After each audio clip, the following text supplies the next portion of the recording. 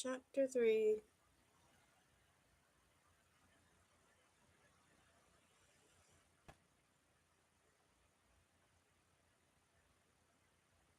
Among the bevy of attractions that New York offered early 20th century tourists was the spectacle of the city's breadlines. Helpfully listed in period guidebooks, the breadlines operated between midnight and 1 a.m. when legitimate forms of entertainment had wrapped up for the evening. Viewers who came to the breadlines expecting delinquent behavior left dissatisfied. Patrons of the line seemed to materialize all at once, and from all directions, providing opportunity for at least some minor shoving, yet confirmations were rare. Well bundled against the cold, onlookers took careful note of the men's sinking posture, their frayed and insubstantial clothing, and their overall demeanor, catching stray fragments of conversation whenever possible to see what these individuals had to talk about. The action reached its climax when a light flickered on inside the kitchen. The men bolted to attention and the line surged forward. 30 minutes later the crowd had dissipated, some with bread stuffed in their pockets, and the street was empty. What the bread line lacked in more conventional sightseeing appeal, it made up for in sociological interest, part of a larger progressive era commitment to open the shutters on urban poverty.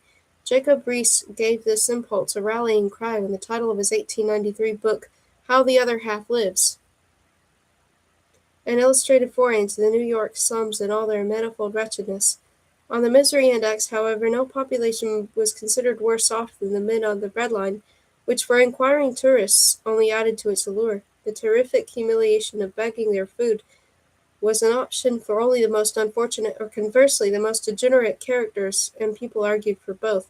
The clash of perspectives was one facet of a much larger conversation about the poor and how they should be treated. Among the upper classes, it was generally assumed that the poor fell into one or two camps, those deserving or undeserving of charity, a distinction that went all the way back to the English poor laws. Among the deserving were widows and orphans, the aged, feeble-minded, and infirm, in other words, victims of bad luck. The undeserving, by contrast, were morally corrupt, naturally inclined to boozing, gambling, and loafing. Disagreement over where to place the breadliners was a point of debate among casual spectators and professional social workers, people trained to make that diagnosis. How they were classified determined how they should be treated, whether they should be fed or sentenced to forced labor. The novelist Theodore Dreiser was a proponent of labor camps, his conclusion after spending time on the breadline during his research for Sister Carrie. The city's first long-standing breadline was attached to the ultra-fashionable Vienna Model Bakery, a cafe on the East 10th Street owned by Louis Fleischmann of the Fleischmann's yeast dynasty.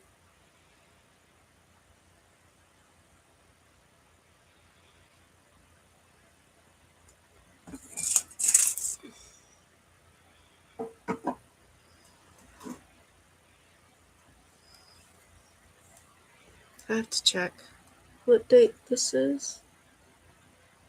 Okay.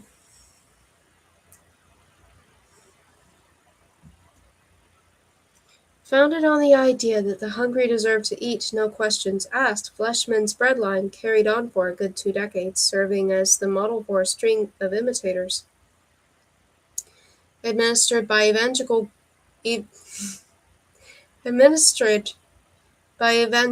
groups like the Salvation Army, the new breadlines were sensibly clustered among the Bowery, close to the men they intended to serve. Already a nesting ground for the unemployed, the Bowery at the start of the 20th century was home to a distinctive urban ecosystem. Relics of the old Bowery, the city's main entertainment street going all the way back to the Civil War, survived in the scattering of theaters, honky-tonks, and dime museums that now catered mainly to tourists. After a midnight visit to the breadline, out-of-towners could repair to one of the Bowery beer saloons, often with a hired police escort to round out the evening. The Bowery's main business, however, was homelessness. Bowery habitués were typically drifters, unencumbered by wives or children. May through November they scoured the countryside, tracking down work as bridge builders, canal diggers, loggers, farmlands migrating to the Bowery when cold weather hit and jobs dried up. Here, under the shadow of the elevated railroad, they relied on a network of cheap lodging houses, saloons, employment agencies, and 5-cent lunch counters to survive the winter. For a free shave, they paid a visit to one of the Bowery barber colleges. To raise cash, they hawked whatever possessions they could live without at one of the local pawnshops. When their cash ran out, which it inevitably did, the men traded in their 10-cent beds for impoverished shelter in alleyways and stairwells and on park benches under tinted blankets of newspaper. For food they turned to bread lines, receiving midnight portions of dry bread and coffee, which the charities euphemistically referred to as a promenade breakfast. The reason they served it at such an ungodly hour, charity officials explained, was to ensure that all the takers were legitimately destitute, as no one with a bed to sleep in would rouse himself for such meager rewards. While Bowery missions said all men were worthy, the midnight breakfast suggested that worthiness was relative, the meal providing sustenance and punishment in near equal proportions. The Bowery bread lines, up and running between Thanksgiving and Easter to accommodate the winter influx, were catnip for newspapermen, borrowing from the movie maker's toolkit.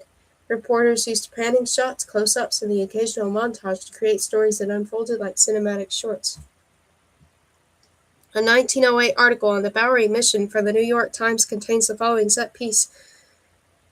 Down through the open door came the army of the poor, to the coffee and the rolls, tramping, tramping, the pallid faces of them, the hands outstretched for the rolls, the trembling lips pressed to the heat of the coffee and the cups, the misshapen hands, the grimy hands, the long, attenuated fingers, the cold blue lips, the wolfish backward look of the wild eyes at the pile of rolls, the fiendish stare of insatiable and unsatisfied hunger.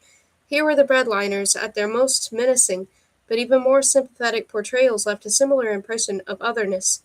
Whether born that way or beaten down by circumstance, of some combination of both, the men on the line followed their own code of behavior, spoke in their own dialect, and generally kept to themselves, observing the invisible boundary that isolated the Bowery from the city around it. When the economy stumbled, which it did in the panic of 1907, the breadliners grew to maximum length. The year the Bowery mission fed more than 2,500 men a night, and made headline news until the markets recovered and lines shrank to their normal size. Public interest spiked a second time in 1918 with a sudden drop of production after the year combined with the flood of returning soldiers to cause high unemployment. Both downturns were just two in the long chain of depressions and recessions, periods of inflation and deflation, that the United States had weathered over the decades. In the 1920s, beginning under Calvin Coolidge, the country experienced a 6-year stretch of breakneck economic expansion. Factories were running full tilt and at increased efficiency, churning out a parade of new goods. With the encouragement of an emerging advertising industry, Americans clamored for the latest contraptions, spending freely on everything from electric vacuum cleaners to automobiles. What they couldn't afford outright, they purchased on the installment plan, another of the period's innovations. While consumers swooned, American business aspired to a new scale of operation, the nation's larger concerns swallowing up their junior counterparts to form some of the country's first publicly owned corporations. All appearances suggested that the cycle of boom and bust had run its course. Intoxicated by the new prosperity, Herbert Hoover, who was running for president in 1928, famously announced that America was nearer to the final triumph over poverty than ever before in the history of any land.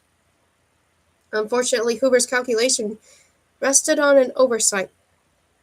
The distribution of America's new wealth was severely lopsided, the overwhelming share flowing directly into the bank accounts of the very rich, leaving the poor with few or no gains at all. Among the excluded were the seasonal workers who wintered on the Bowery.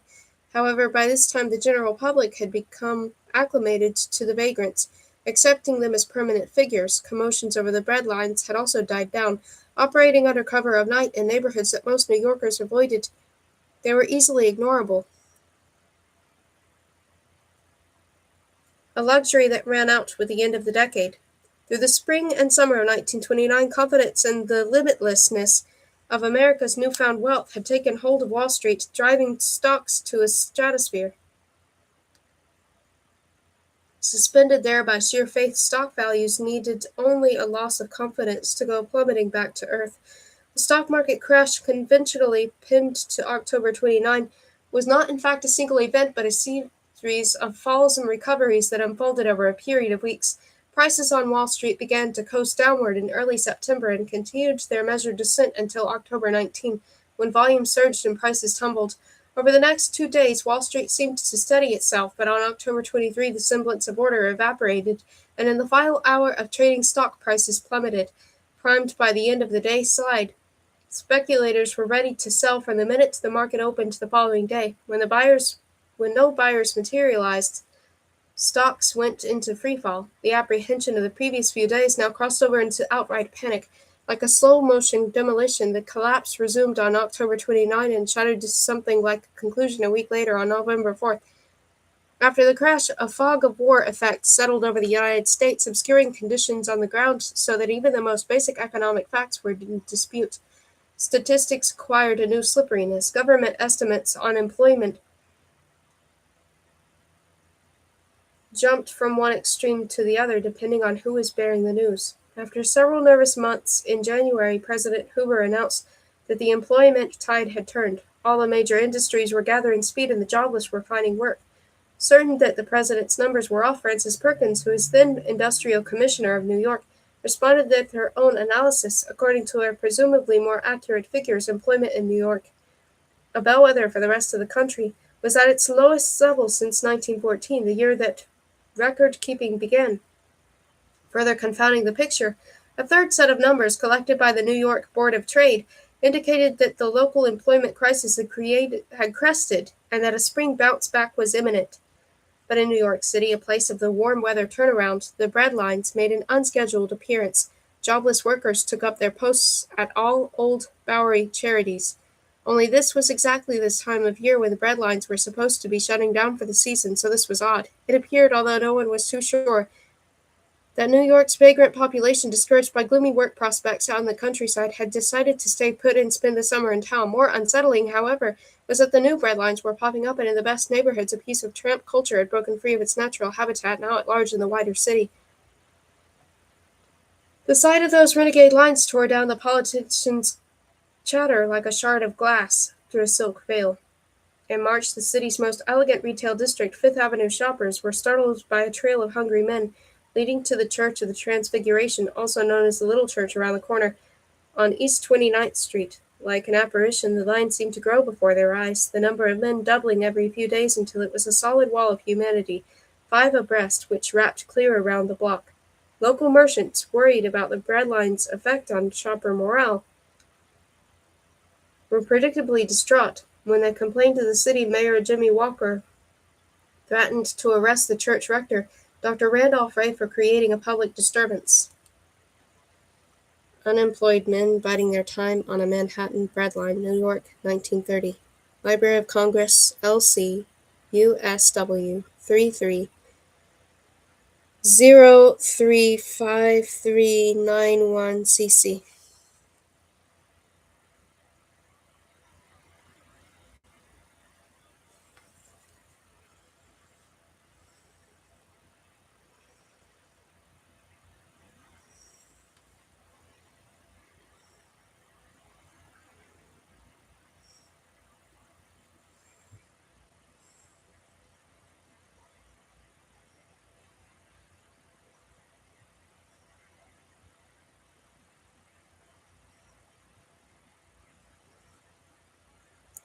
Whereas religious institutions were old hands in the breadline business, that spring diverse New Yorkers started their own breadlines, soup kitchens, and food distribution depots.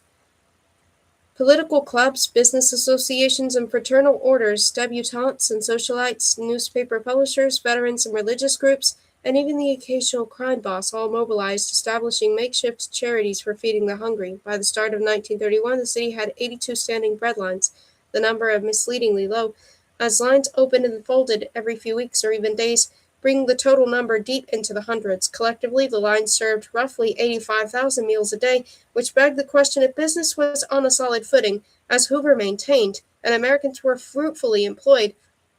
Who were all these hungry people? Following their turn-of-the-century predecessors, reporters engaged in a kind of breadline semiotics, reading the men's outer shells for signs of their identity. At a time when a man's wardrobe encoded his biography, the sartorial diversity found on the lines was newsworthy in its own right. Men with overcoats, men without, men with dirty sweaters, buttoned close around dirtier necks, men with nothing warmer than a summer suit of cheap cotton stuff. Men with the collars of 2 flannel shirts sticking out, men with nothing but a cotton shirt and a jumper blouse to keep out the cold of yesterday, old men, the usual type of Bowery bum, dopes, rummies, lush drivers, who sidle along with furtive glances, young men with a Scandinavian blondness who weave along as though they still walked the decks of the ships and can't find seamen jobs because the town is flooded with their kind.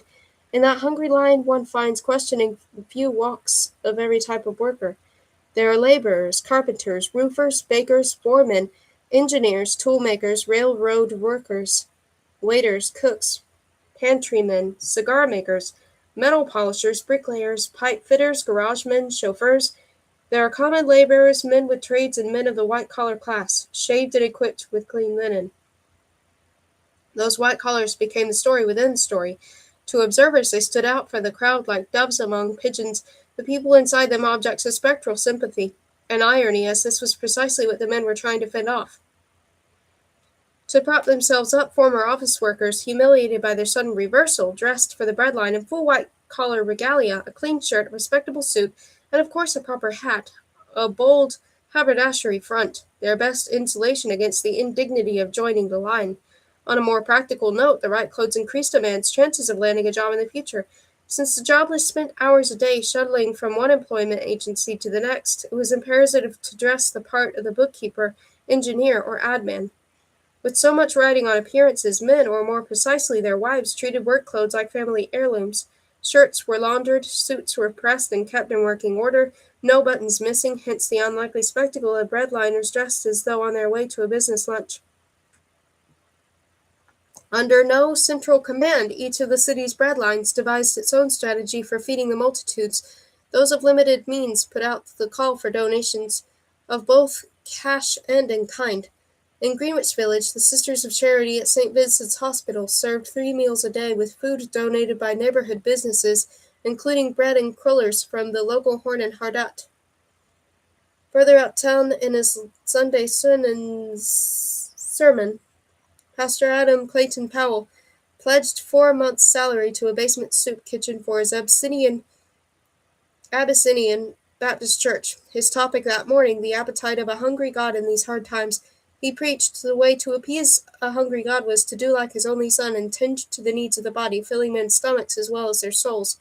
The congregation responded by storming the pulpit with pledges and donations of their own. Between Christmas and Easter of that year, the church served 28,500 free meals, sending out 2,125 basket dinners and distributing 1,530 pieces of bread and pastry, each portion duly recorded by the church secretary. Meanwhile, at the high end of the income spectrum, some of the New York's wealthiest citizens funded breadlines by reaching into their personal bank accounts. Marion Spohr was a Park Avenue socialite with an unusual hobby as a psychic artist. Untrained by conventional means, she received tutoring of an original sort, painting under the guidance of spirits. Spohr was also active in charity, though not in the check-writing way typical of her Park Avenue crowd. Instead, twice a week, she was chauffeured to the Bowery, where she set up shop on a quiet corner, handing out free meal tickets redeemable at the YMCA cafeteria just a few blocks away. Spohr's technique for dispensing charity, similar to her painting, made use of her intuitive faculties. One penetrating glance at the figure before her was all she required to determine the extent of his needs, no questions necessary. The average customer received a total of 4 tickets, each worth a nickel, while those she perceived as real hard-luck cases walked away with a long strip of uncounted tickets in their shaking hands. The city's flashiest food charity was sponsored by publishing magnate William Randolph Hearst, who enlisted 2 army trucks, loaded them with edible handouts, and parked them in the 2 most conspicuous locations he could find, namely Times Square and Columbus Circle. Day and night. After dark, they were lit with Clyde lights. The Hearst trucks attached a zigzagging line of New Yorkers, often waiting for hours for free sandwiches, donuts, crullers, and coffee. Finally, to maximize their reach, the breadlines entered into partnership with a select group of New York restaurants, cheap lunchrooms patronized almost exclusively by men, where customers could fill up and do it quickly on a 20-cent tab. So at the little church around the corner, roughly 1,000 men a day received meal tickets to Beefsteak John's, an old-time eating house with several outposts on the Bowery. The Salvation Army devised a similar system, handing out tickets to the kind of no-frills restaurants favored by the traditional Bowery crowd. With only a single exception, the proliferation of breadlines during the first winter of the Great Depression was an impoverished response by private charities and individuals to a growing food emergency. The one outlier was the line sponsored by the Municipal Lodging House, an institution dating back to the 19th century that provided homeless New Yorkers with a bed and 2 meals a day. The 1886 law that brought their lodging house into existence stipulated that the content of those meals be plain and wholesome, the two hardest working adjectives in the American culinary history. Plain was no understatement. For its first 25 years, the municipal lodging house fed guests on the regimen of oatmeal, bread, tea, and coffee. After 1900, as the emerging science of nutrition progressed, public charities responsible for feeding both the poor and sick were increasingly indebted to food standards, scientifically determined recommendations for the quantity of food required by the body. In 1917, the New York City Department of Welfare issued its own food standards, or basic quantity food tables, a separate table for each population under its care, drawing heavily on Wilbur O. Atwater's nutritional research. Standards took into account such objective variables as age, sex, occupation, and importantly, food cost. More intangible factors, however, slipped into the calculus. Doctors who worked at city hospitals, for example, were better fed than nurses, who were better fed than the orderlies. The 1917 food standards enlarged the lodging house menu, so it now included a bowl of soup for supper. But even with that addition, in the city's nutritional hierarchy, municipal lodgers were a step under prison inmates, at least deserving of basic nourishment. The expanded menu did little to entice homelessness, who bristled at the various demands imposed by the muni. Starting with the interrogation administered to all guests upon their arrival, they resented the half day of obligatory labor, either cleaning the building or chopping wood. That was known as a work test, an attempt to determine if the men were worthy of charity. When they dreaded most, though, were the mandatory baths, an insult to the hobo's sense of independence, and as far as they were concerned, a waste of time and energy. A 1923 headline of the New York Tribune neatly summed up the men's position. Tired hobo's last resort is city's lodging house, for there he has to bathe. Rejected by its intended clientele, the lodging house was chronically short on guests, a state of affairs that persisted throughout the 1920s. The spring of 1930, however, with unemployment climbing and jobless out-of-towners streaming into the city, the 800 lodging house beds were inadequate to serve the growing numbers of homeless. The city responded by opening 2 annexes, each one with double the capacity of the original. All 3 shelters were under the command of an especially dedicated and talented public servant, a World War I veteran named Joseph Mannix, who moved himself, his wife, and 3 young daughters into the main building on East 25th Street. From there, Mannix directed a kind of clearinghouse for the homeless, providing with a clean bed for the night, along with a broad range of social services. For nourishment, guests received 2 meals a day, breakfast and supper. At lunchtime, Mannix presided over the city's most patronized breadline.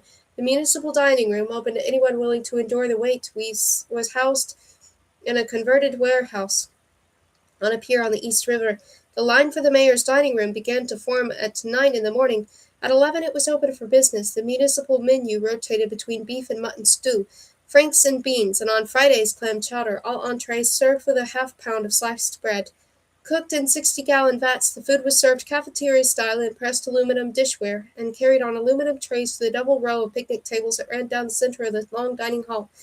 As each man rose from his spot on the bench, a new one took his place. However they managed to operate, headlines throughout the city adhered to a common culinary vision. The pillars of the breadline kitchen were beef, bread, coffee, and sugar, a throwback diet that ignored the many pronouncements about calories, vitamins, and food groups that had dominated nutritional thinking in the 1920s. Providing well-balanced meals, however, was not in the sights of breadline organizers. Instead, breadlines offered emergency rations, foods that were cheap, filling, familiar, and satisfying, and never meant for long-term consumption. From the start, breadlines were a stopgap measure intended to tide people over until prosperity was restored. Photographs of the breadlines captured the plight of the jobless in a single image. The rivers of hunched men in dark overcoats and battered hats, endlessly reproduced in newspapers and magazines, suggested that the hunger was confined to unemployed men, and the women who were back at home with the kids were managing on their own. In reality, women across urban America, in fact, a quarter of the American workforce, now earned their living outside the home, including in those numbers were the many thousands of country girls who had left the family farm to find jobs as waitresses, store clerks, factory hands, and office workers. However they were employed, the economy unraveled. Women too lost their jobs and at a quicker rate than men. The fact that women were missing from the bread lines was never a reflection of need.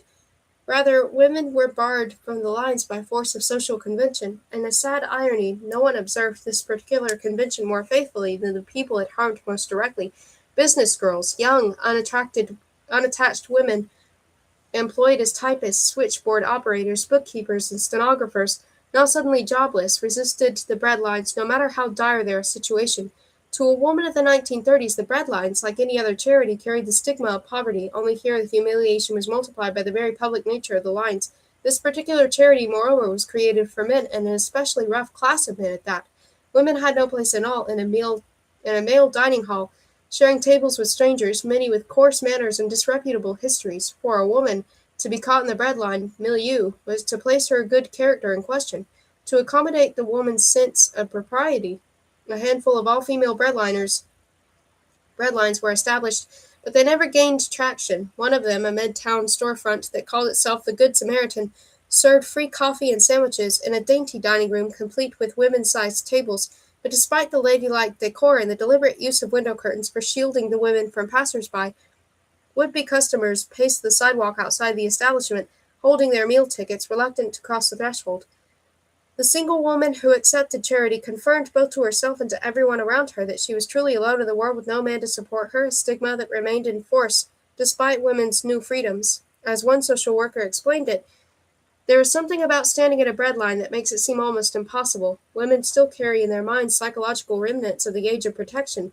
To admit publicly that they are totally unprotected is often too bitter to endure. An exception to the rule was women who accepted charity on behalf of their children and used the breadlines as takeout counters, carrying home pails of soup or stew for the family table. The growing number of business girls, on the other hand, preferred to disappear from the public eye and somehow fend for themselves. As the winter of 1930 to 1931 unfolded, the fate of these women became one of the Depression's early puzzles. The left-wing journalist Berdel Lesueur spoke from experience when she wrote a 1932 story on exactly this topic. It is one of the great mysteries of the city, Lesueur began, where women go when they are out of work and hungry. There are not many women in the breadlines, yet there must be as many women out of jobs in cities and suffering extreme poverty as there are men. What happens to them? Where do they go? I have lived in cities for as many months broke, without help, too timid to get to the breadlines. I've known many women to live like this until they simply faint on the street from privations without saying a word to anyone.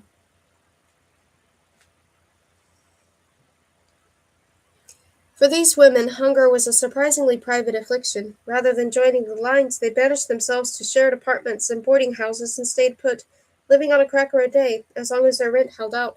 Stories in the popular press introduced these invisible women to the reading public, and before long, Hollywood versions of unemployed working girls became the new stars of the Depression-era movie houses. In the Busby Berkeley extravaganza Gold Diggers of 1933, three exceptionally plucky young women, in this case out of work chorus girls, share a single bedroom in a cheap Manhattan apartment.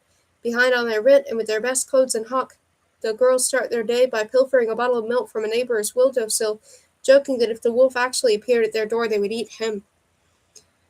Through the winter of 1930 to 1931, the city's private charities continued to run on the highest gear, their expanded activities paid for mainly by the people of New York. Signs of progress, however, were elusive. No amount of charitable help, it appeared, could alleviate a quickly deteriorating situation. In fact, it began to seem that charity was part of the problem, and before the winter was half over, signs of a shift in perspective had started to surface. In January 1931, in a departure from the sympathetic treatment once reserved for the topic, the New York Evening Post ran a four-part story exposing the folly of the breadlines, the city's most valuable form of charity. According to the Post, the problems began with the city's excessive number of breadlines. An open invitation to jobless men from across the United States, the sheer bounty of free food available in New York was turning the great metropolis into a public feeding station. To make matters worse, new arrivals were capable freeloaders, quickly leaning in the ins and outs of the local food charities for the purpose of exploiting them. And the bread lines were eminently exploitable, with each line operating at different hours and no record of who received what. It was possible for a man to eat in as many as 8 lines in a single day, his only limitation the capacity of his stomach. In between meals, the men panhandled, dozed, foraged for cigarettes, or applied for a new suit at one of the city's free clothing depots. The one activity they ran from was work, though in fact it was available to them. To help the jobless earn money, a number of breadlines offered short work stints, splitting logs on charity woodlots. Their material needs met, however, the out-of-towners had no use for the woodpile, evidence that they were unworthy of help in the first place. Eleanor Roosevelt, then wife of the president-elect, serves group of women and children in the kitchen of a New York restaurant in 1932. Everett Historical Collection, Alamy stock photo.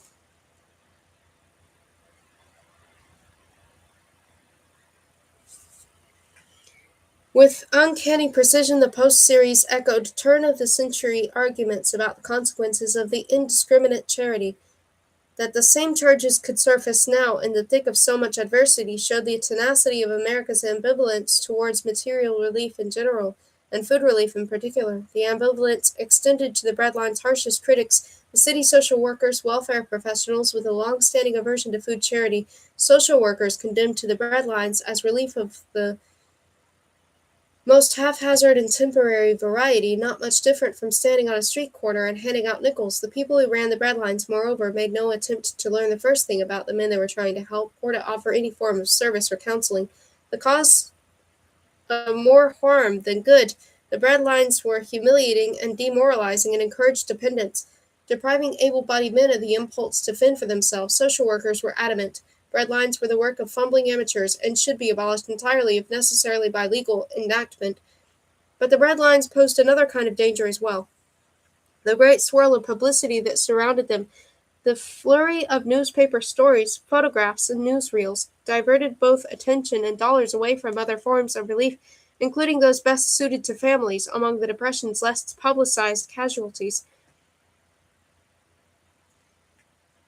The breadlines, it turned out, were a passing aberration that began to fade with the return of warm weather. Before 1931 was over, the city had forced most of them to close, allowing only a handful of the larger charities to continue their work. Likewise, the police department's mendicant squad had redoubled its efforts to clear out of the army of panhandlers who had recently colonized New York, erasing another sign of distress. With the streets restored to order, it was reasonable to imagine that the city was recovering and would soon snap back to its former self. People who made their living working with the power, however, were confronted with evidence to the contrary. The Welfare Council of New York City was formed in 1925 to coordinate and advise the city's numerous charities. These were the boom years, at least for Wall Street, but social workers had already begun to notice creeping unemployment, the consequences of a changing American workplace. The present depression, in their eyes, was really one point along a continuum. By the fall of 1930, however, it was clear to social workers that the economic crises gripping urban America had reached historic dimensions and would be documented now while impressions were still vivid.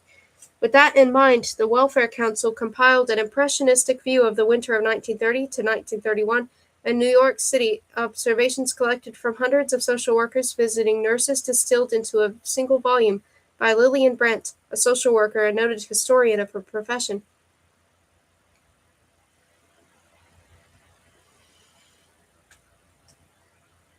An impressionistic view describes the effects of unemployment on jobless New Yorkers, many of whom had never before turned to charities. Among the new applicants were able-bodied men of skill and good standing in well-paid seasonal occupations, musicians whose chances of employment had been taken away by the sound pictures, skilled cigar makers, for whose skill was no market because of cigarettes and cigarette-making machines, waiters who had become superfluous because of the popularity of cafeterias, piano cabinet makers and polishers, cap makers, jewelers, and others suffering from the changes in taste and fashion. There were young married men from families which had been under the care of social agencies when they were small children, but who had themselves been entirely self-supporting for 10 or 15 years. There were accountants, stock and bond salesmen, high-grade clerical workers, clothing manufacturers, contractors, and others who had been in business for themselves. This diverse collection of individuals made up the ranks of the new poor, whose single most pressing need was sufficient food for the family table. The public nurses and social workers who served the new poor saw at close range how eating habits had deteriorated. People ate whatever they could get. Inferior qualities of food and less of it. Less milk, loose milk instead of bottled milk. Coffee for children who previously drank milk. Less fruit and vegetables, no eggs, meat once a week or not at all, when the custom had been to have it once a day. In short, a transformation of the abundant variety characteristic of the diet of even poor in New York City into a monotonous fare consisting largely of starches and sugars. For the nurses who contributed to the study, the health consequences of such limited fare were already visible. Inadequate food was responsible for more sickness, longer convalescences, and an all-around lack of vitality, starting with a loss of pep and building to reported cases of physical collapse.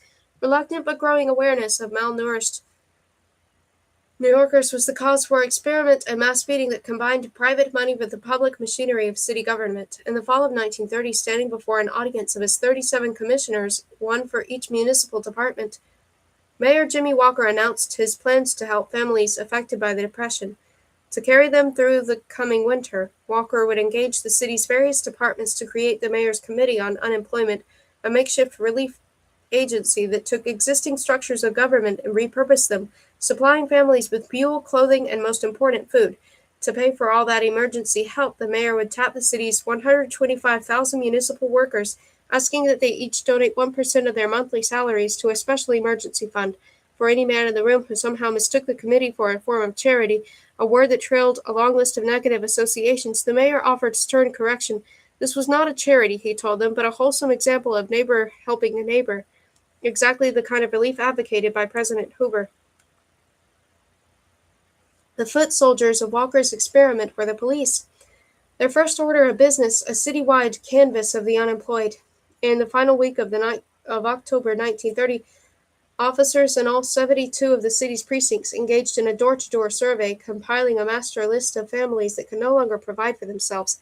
Based on the officers' counts, supplies purchased by the Department of Markets were delivered to precinct station houses by an armada of trucks, courtesy of the Department of Sanitation.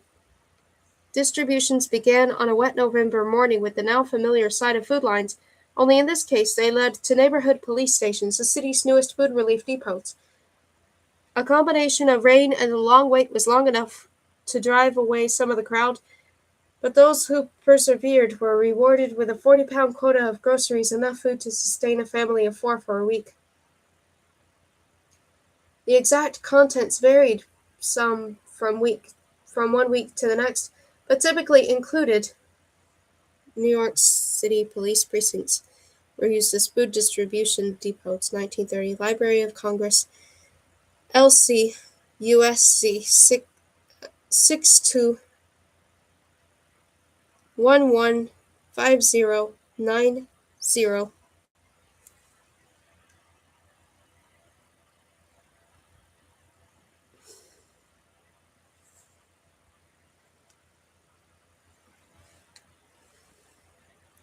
£20 potatoes, 2 pounds beans, 2 pounds rice, 2 pounds macaroni, 2 pounds onion, 4 pounds cabbage, 4 pounds turnips, 8 pounds carrots, 2 pounds sugar, 1 pound coffee, 1 pound evaporated milk, 2 pounds canned tomatoes. On Thanksgiving and Christmas, the quotas were supplemented by a holiday fowl, and for Passover, Jewish New Yorkers received a 4-pound ration of matzo. The mayor's weekly distributions were an early example of the Depression's countless emergency diets, temporary strategies for answering the body's basic nutritional needs at the lowest possible cost. Like other emergency diets, it worked according to Atwater's principle of substitution, the idea that one food could be safely swapped out for a cheaper alternative, but only if it delivered the same nourishment or food value. When he looked at a carrot or an onion or a lamb chop, Atwater saw a nutrient delivery system, a kind of edible apparatus for which taste, form, and texture were incidental qualities. Two foods that shared the same nutritional profile were as good as identical and therefore interchangeable, a single cheap food standing in for an entire food group. In substitution, Atwater saw nothing less than a means for improving the lives of American wage earners. The many dissatisfactions of the best beset working class were, according to Atwater, the direct product of uniformed and excessive food spending. Substitution, a science-based approach to food selection, allowed people a limited means to free up money normally spent on groceries for each other, more rewarding through unspecified uses. Among the foods on Atwater's expendable list were eggs, butter, chicken, meat, and fish. Fruits and green vegetables, though commendable as a source of bulk, were likewise unnecessary, their consumption discouraged. Condiments and seasonings, Atwater called them food adjuncts, inflamed the appetite, leading to overconsumption, another form of waste, and were therefore to be avoided. His food budget now appropriately trimmed, the worker was left with unadorned potatoes, cabbage, turnips, dried peas, and assorted cereals, the cheapest available sources of both energy and protein. The New York quotas paid tribute to the sturdy utilitarian foods recommended by Atwater as replacements for more expensive fare. The cooking instructions that came with the quotas were equally Atwater-esque. On the premise that nourishing food should also be plain, the city provided homemakers with instructions to wring the most nutrients from the accompanying ingredients, while ensuring the utmost in culinary simplicity. All vegetables should be thoroughly washed, pared, and cooked in enough salted boiling water to cover. Cook with cover on the pot until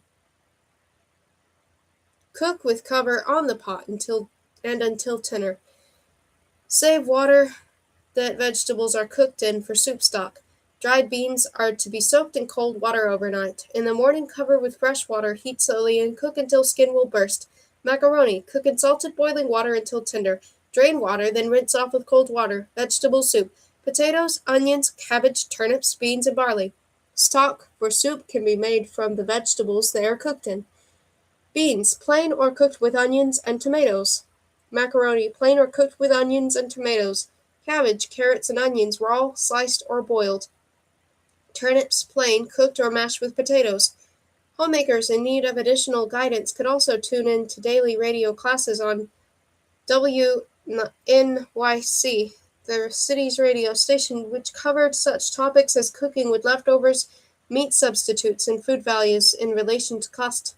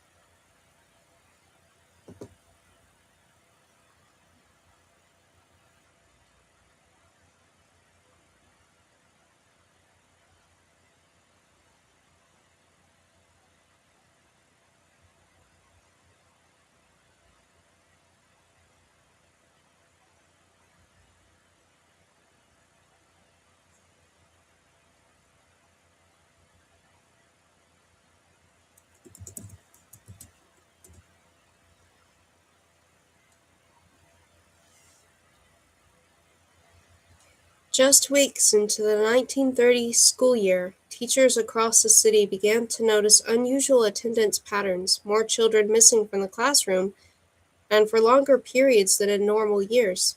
As always, if a child skipped more than 3 days of school, the case required review by the Bureau of Attendance, the law enforcement arm of the Board of Education. Following established protocol, attendance officers were sent to the students' homes to check on their whereabouts and, if warranted, to impose the appropriate punishment. When they arrived, however, instead of truants, they found children barred from school by lack of adequate food and clothing.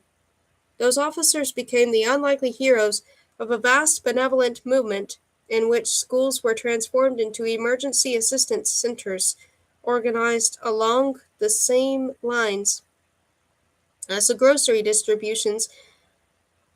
The School Relief Fund was a joint production between city government and the people of New York, in this case the Board of Education employees, whose monthly contributions bankrolled the fund.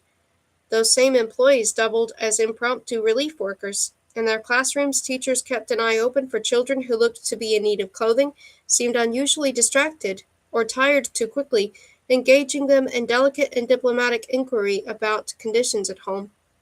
Where it seemed that help was called for, the child was reported to one of the city's 340 attendance officers. If a home visit confirmed pressing need, relief was given on the spot, beginning in many cases with the student's feet. Equipped with sizing charts, officers took the children's measurements and returned later with new, properly fitting shoes, a transaction repeated in tens of thousands of households. By the end of December, the school system had purchased and delivered 28,378 pairs of sturdy, durable shoes, calculated to see their possessors through the winter. New shoes, however, were of limited value to children who were too undernourished to concentrate, and more seriously too weak to attend school at all. Feeding those children became the school's next mission. The idea that the city schools were in any way obliged to nourish their students came of age at the turn of the century with the school lunch movement, a cause that merged progressive politics with the building science of nutrition. Convinced that a poor diet was the prime and most fruitful cause of mental dullness and its attendant evils, lunch reformers campaigned to provide impoverished children with the food they needed to learn. New York's first lunch program was launched by concerned citizens and taken over by the Board of Education in 1920 under the direction of the Department of Homemaking. School lunches were cooked in central kitchens in the city's two main tenement districts, one on the Lower East Side under the Williamsburg Bridge, the second in East Harlem, and trucked to nearby schools in insulated containers. By 1930, however, the problem of childhood hunger had overflowed the old tenement neighborhoods, an eventuality for which schools were utterly unprepared. To catch up with the present reality, the Department of Homemaking patched together an expanded lunch program. Wherever needed, homemaking instructors were pressed into service, their classrooms converted into working kitchens staffed by student cooks. Morning classes were used to prepare that day's lunch, while afternoons were devoted to the next day's dessert. In schools that had no kitchens, stoves were installed in basements or gymnasiums. Lunch counters were created from wooden planks supported by old desks, the surfaces covered in brightly colored oilcloth. Emergency menus and recipes were created and disseminated to all of these satellite lunchrooms, each of them patrolled by an experienced teacher of homemaking to ensure uniform standards. Orchestrating this surge of activity was the director of homemaking for the New York school system. Having taught in public schools since 1906, Martha Westphal was clearly a woman of ample experience. Even so, the job was daunting. Each day, she confessed, brings its discouragements and what seem to be insurmountable obstacles, but every morning means a new day, and yesterday's worries are cleared away to make way for fresh ones.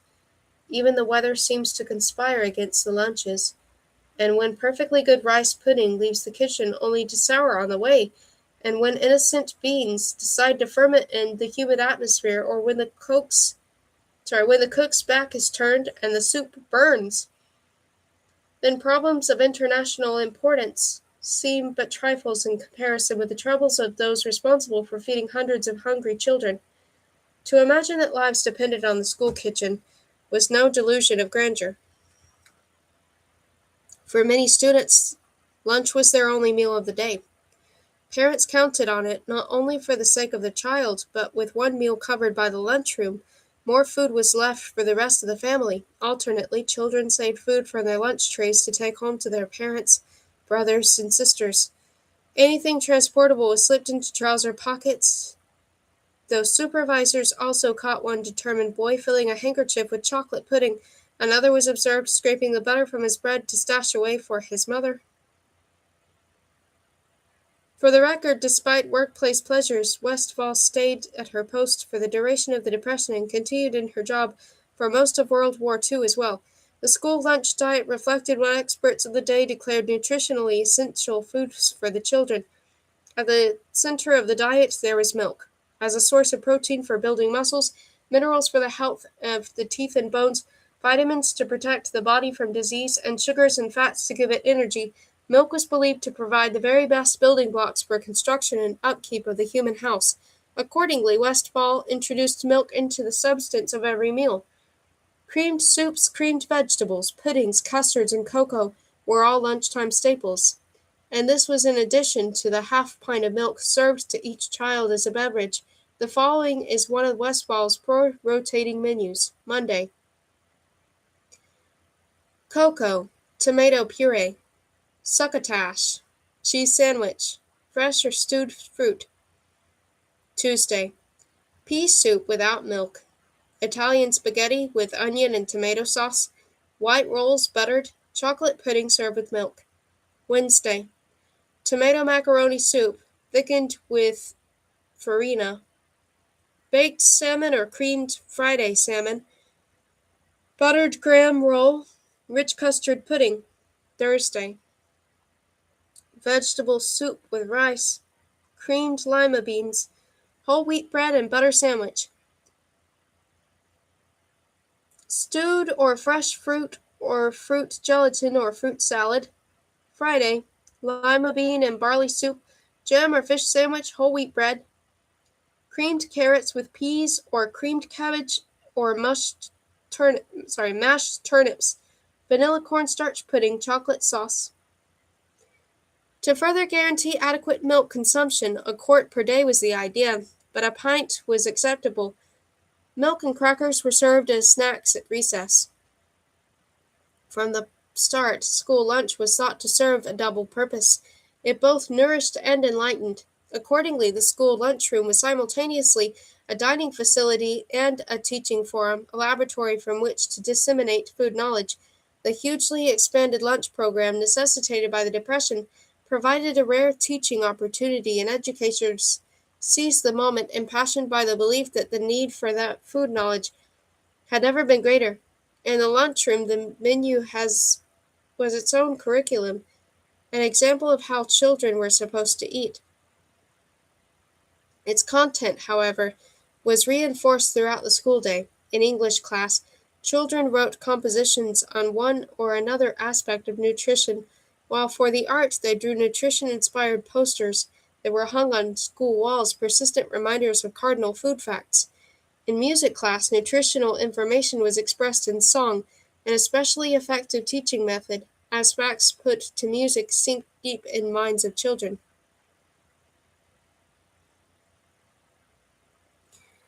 Alongside fact-based instruction, lunches tutored children in the more subjective realm of taste. In America's most diverse city, a babel of gastronomic traditions, school lunchrooms introduced a common culinary language, in this case the mild, easily digested fare endorsed by home economists. Getting children, particularly immigrant children, to eat it required gentle indoctrination on the part of lunchroom teachers, a task they were fully prepared to take on. Carefully recording each child's nationality, teachers tracked with foods that were willingly consumed and which were rejected. Reluctant eaters received patient encouragement, never reprimands. When introducing new foods, teachers relied on the power of repetition to make the strange seem more familiar. In the most stubborn cases, special measures were taken. Family members were called into the lunchroom to provide added coaxing, or conversely, food was sent home with the child. In the end, efforts to restrain young taste buds were a shining success. As a direct result of school lunches, children of diverse national backgrounds learned to eat and enjoy items like Boston baked beans and cornstarch pudding, foods found in the ordinary American dietary, which initially they had refused to even taste. Unexpectedly, some food preferences cut across ethnic divisions. Regardless of ethnicity, all children seemed to appreciate buttered white bread and canned peaches. Conversely, foods disliked by the majority of students were lettuce and anything cooked in white sauce. If the story of New York's fight against human misery during this depression is ever written, the public school teachers will be found to have contributed one of the finest chapters of it. So began one of many public expressions of gratitude for the guardians of New York school kids. A voice of dissent came from the welfare experts who observed the teachers in action and found them wanting. Their critique laid out in the pages of Brandt's impressionistic view. Because of the inexperience in social work, teachers and principals were solicitous, over solicitous, too enthusiastic, sentimental, overprotective. They did not understand the deeper social aspects. Their methods were haphazard, and they tended to apply themselves to the wrong angle of many situations.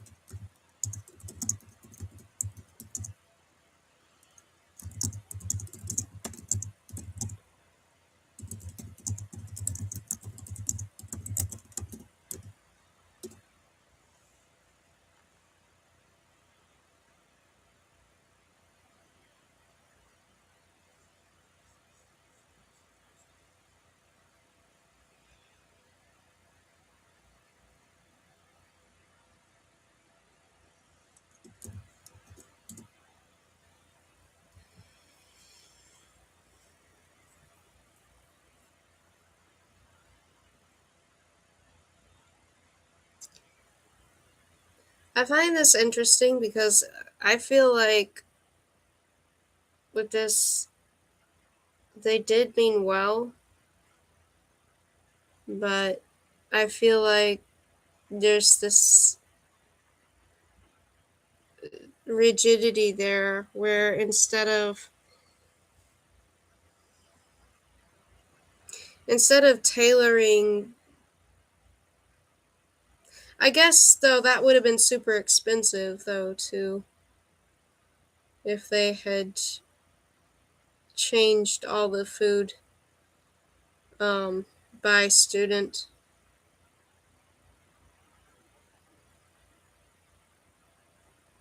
But I mean, kids are going to be like a lot of the time picky with food. So you can see they really meant well with what they were trying to get the kids to eat, but it just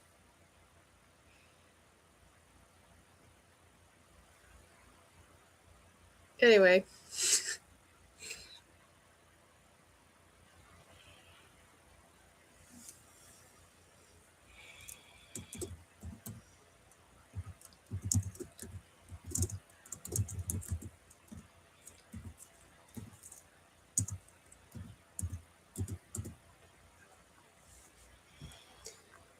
Solicitous 1 minute. A beat later they were capable of blunt insensitivity, asking by a show of hands which children had a father out of work, and announcing to the class where that parent should go for help. Confirmation of the fact that they were unprepared, however, it just, okay, I have to check, is it?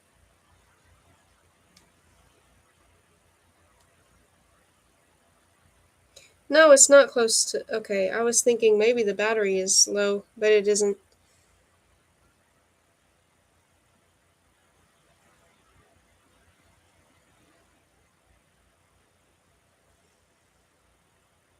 Yeah, see, that's messed up that they would have called out children that way in front of other kids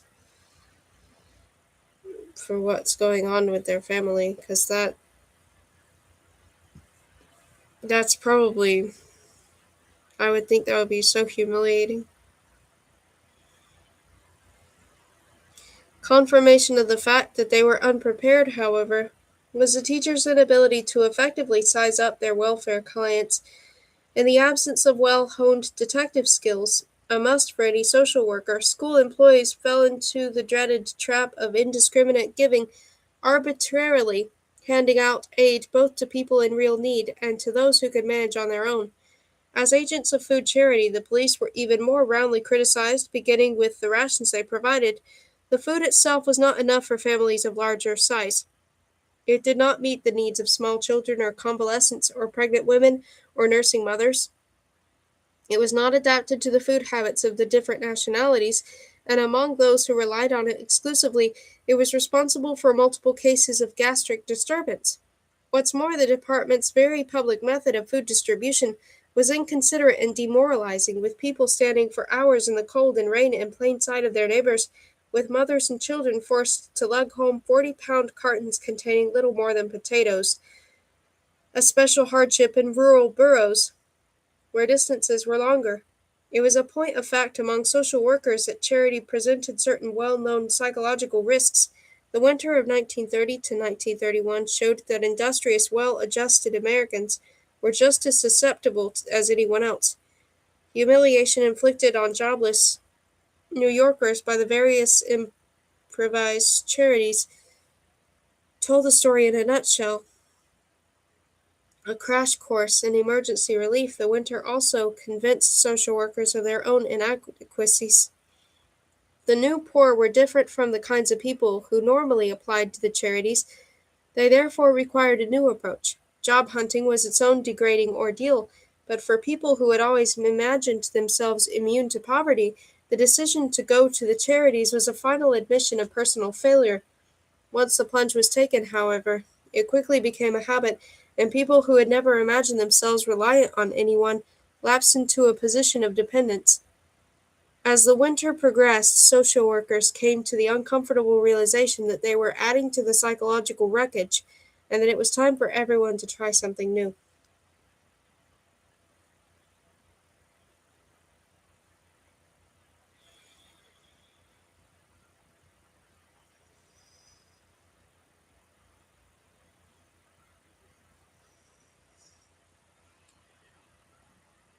Oh,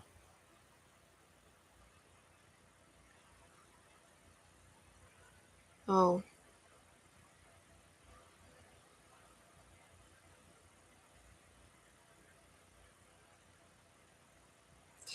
I feel like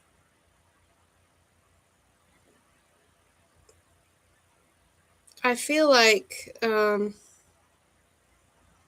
there are certain things that have changed these days. Um, with the way that companies are packaging foods that make me think that they're trying to hide food scarcity, or they're trying to hide like the problems with things right now. I feel like we kind of already are either like going into something like a depression or are already there, but it's being like hidden in a really weird way.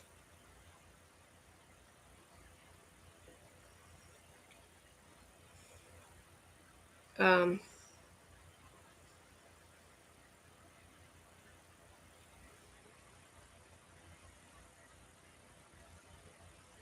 like certain ingredients being switched out as well in some foods.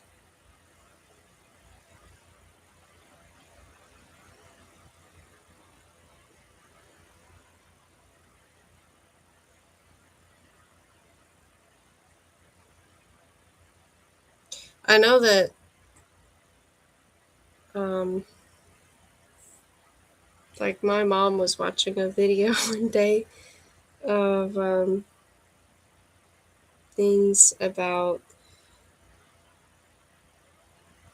like foods that were historically, it wasn't this, but it was like some other kind of like list of foods that were often prepared um, when times were difficult. And um, my mom recognized like all of it. And she was like, I love sloppy joes. Like she loves sloppy joes. And that's apparently a food that some people prepared as like a poor thing. Um,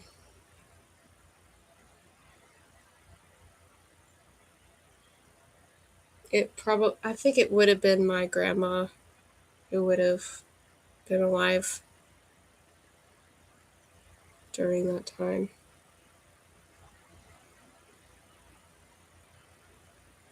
Yeah, not her, her grandmother. Not grandmother, I didn't mean that. Her mother. Um,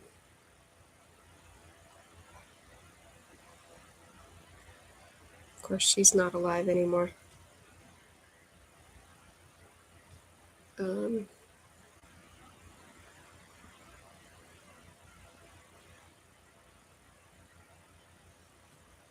I would say pretty much um,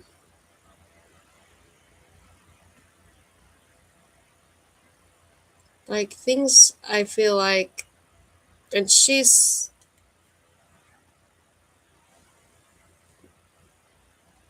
like my grandma and my grandpa, um, even though they ended up moving to this state, they had originally met in a different, also southern state. Um, I have to be careful how I word that. They met in a different southern state initially. Um, and in that southern state, so like some of the foods that I remember her really being adamant about preparing um,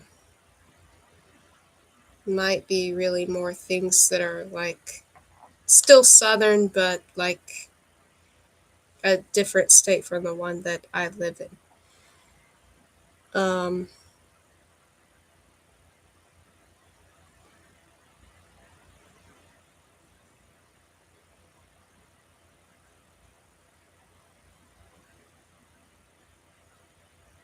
she,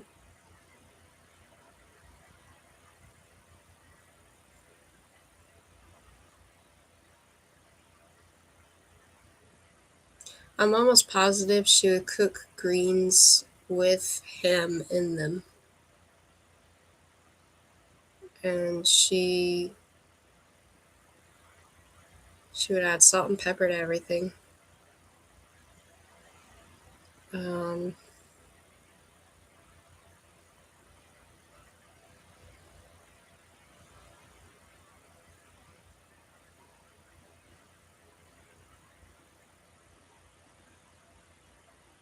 she she did the thing of soaking potatoes and then um, basically parboiling them until the skins are soft, and then removing the skins by hand, and um, then boiling them the rest of the way. Um,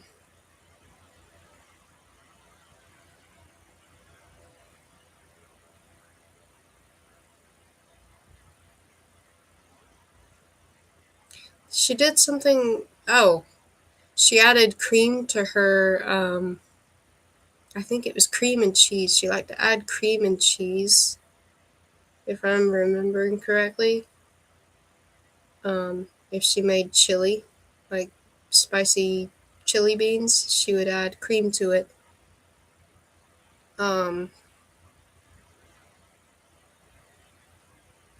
she did this thing where she would take a hot dog and split it down the middle and put cheese in the hot dog, and then the cheese would melt in the microwave in the hot dog. Um,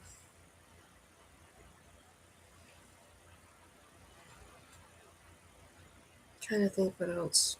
Other things that were like very like uh, her way of doing things.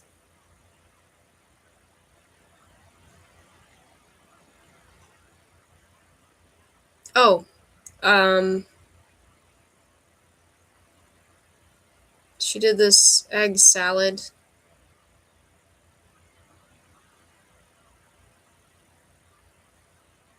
that was a little bit more deluxe than what I normally see, but it's like she would chop up the boiled eggs and she would add all kinds of stuff to it, like I think onions, pickles. I think she added pimentos. I don't know. Like she just added a bunch of stuff to her egg salad, and she would make egg salad.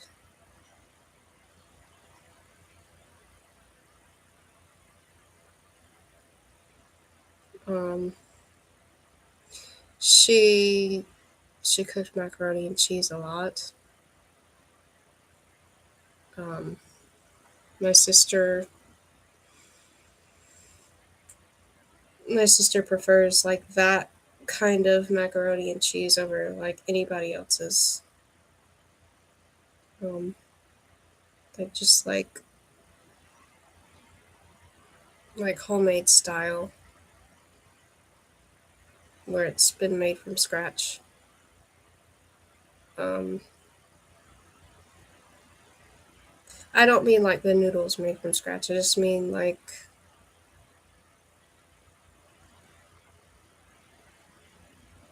I remember my mom saying that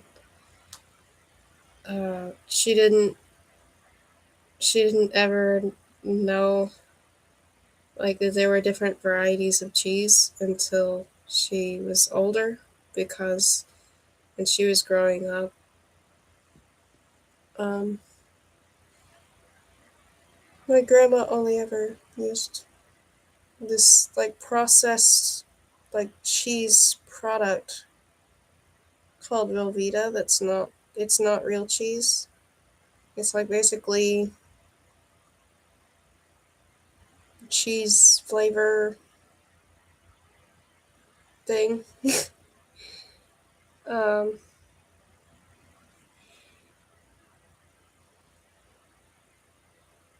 think that's like the only cheese that she would use.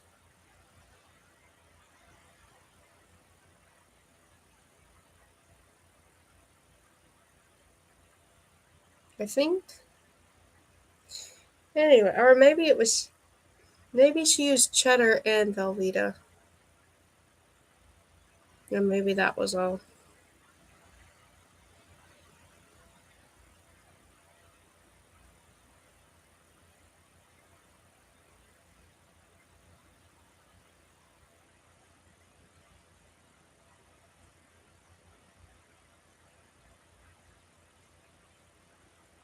And she liked iced tea. Always had iced tea.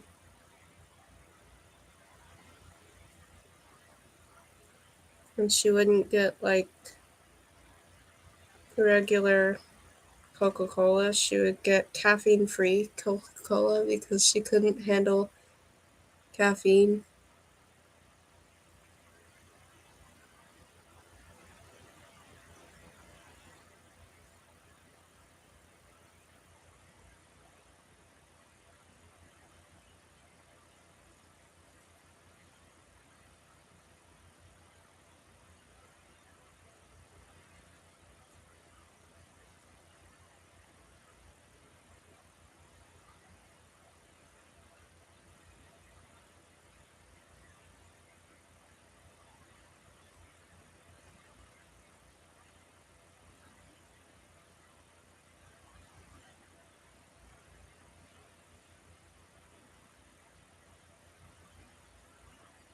Even when she would do beans, she would do beans in this way where it was like just kind of like her way of doing it, seasoning it.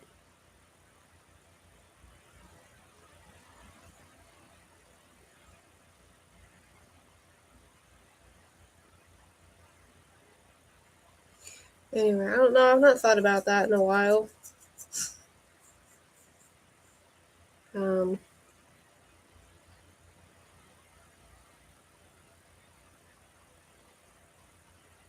I mean, she did eat meat. I didn't.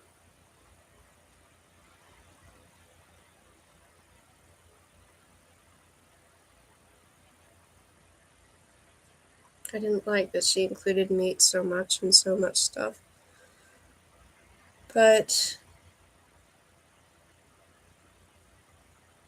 she did also have a lot of like she did include like a lot of vegetables too.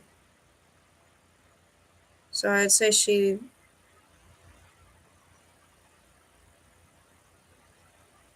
did at least get a lot of different vegetables. A lot of I want to say like mostly greens.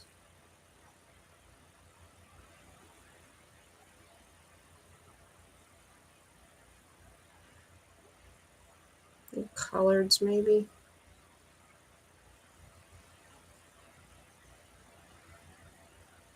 Um,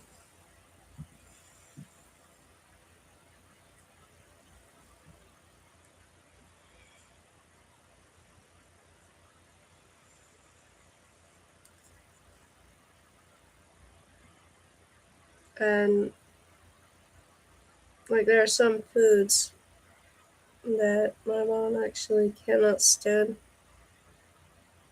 um, because she grew up on it and had it all the time growing up.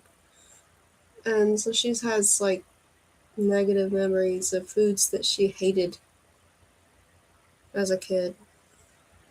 So she can't stand turnips and she can't stand turnip greens. She doesn't, or she didn't like rutabaga.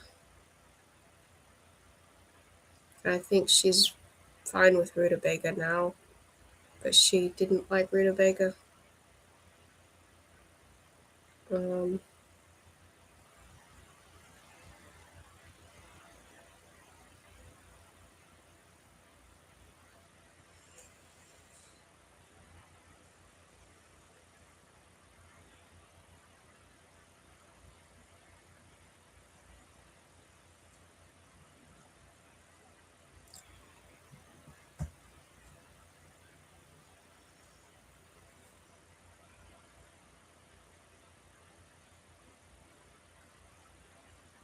She liked to make this cake that had like a kind of fruit syrup in it that was good.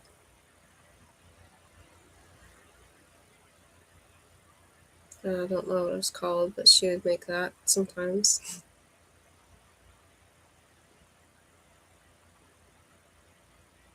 I think it might have actually had pineapple juice.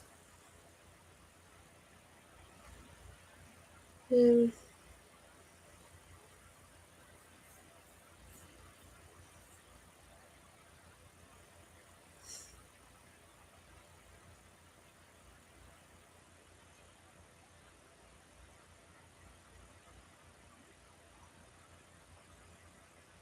And she liked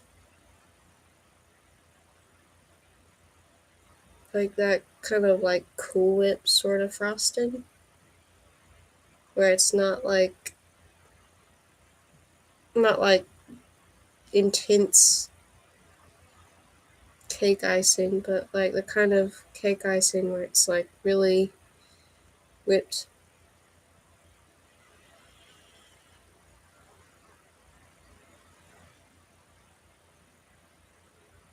And I don't know why she had like this.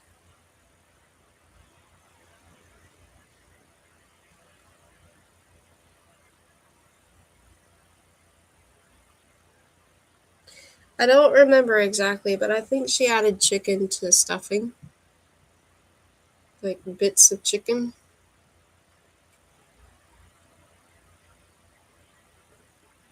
Like not just like whereas like some people will just they'll add maybe like chicken flavor, but I think she actually added chicken, like not just the flavor. And I didn't I didn't like when it was like that. But anyway,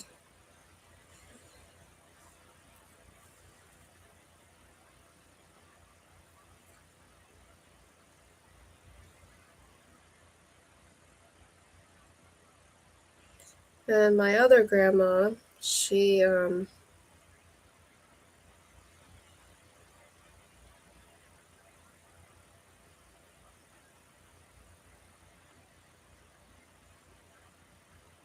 I don't think she lived in the U.S. during no, she wouldn't have lived during that time in the U.S. Um,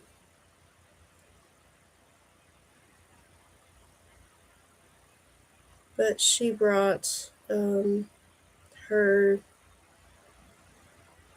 her way of cooking. Like she didn't make anything. I don't think that was like really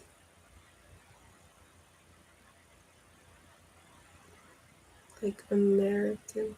She does not does sorry. She did make spaghetti sometimes.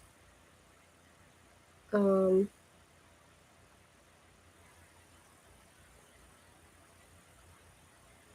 I think that's like the only thing I can remember her making that was actually like American food.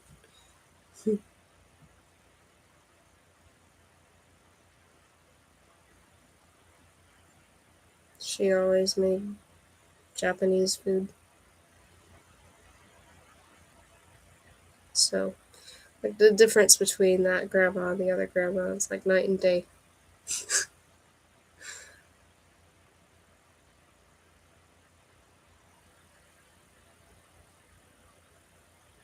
But anyway, yeah, but she didn't.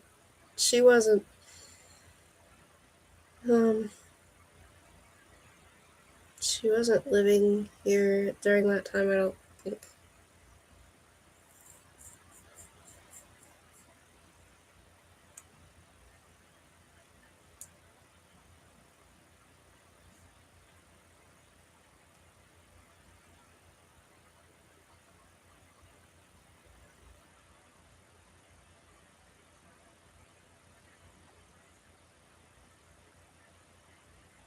because of my dad's.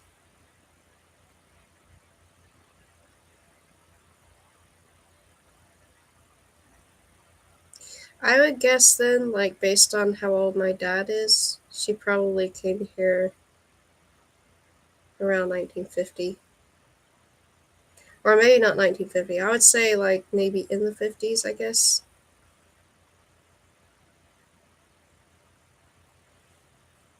To US.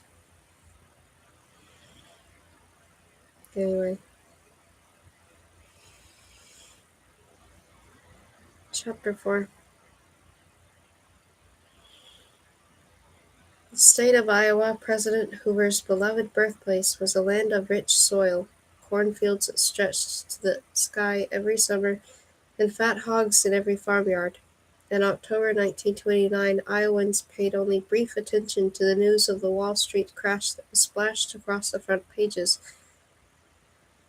Rumors circulated about which local businessmen in cities like Des Moines had dabbled too much in the market and lost everything, but the general consensus was that the stock market decline might even help Iowa.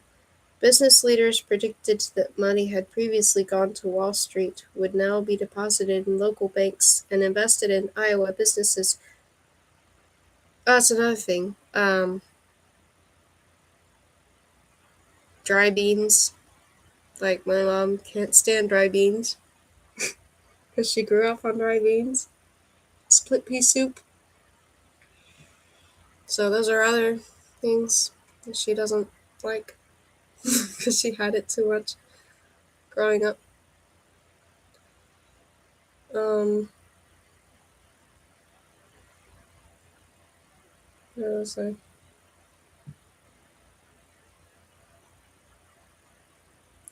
General consensus was that the stock market decline might even help Iowa. Business leaders predicted that money that had previously gone to Wall Street would now be deposited in local banks and invested in Iowa businesses. Local newspapers ran articles predicting a rosy future for rural America. The sun is always shining on business somewhere. The industrial East is clouded, but the agricultural West seems to be in for a spell of fair weather.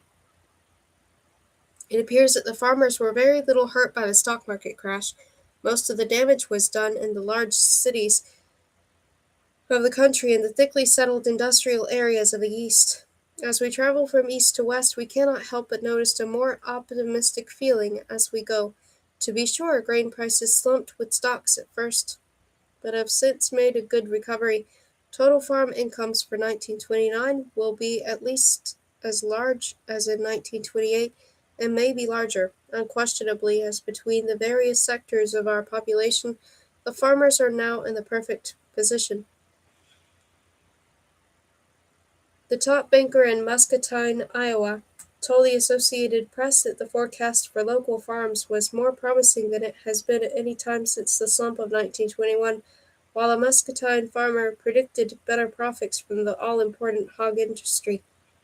Corn is reasonably cheap. The hog crop is short for the coming year, which leads to expectation of higher prices. Present hog prices are above those of a year ago. Like the rest of rural America, Iowa has been mired in an agricultural depression for most of a decade.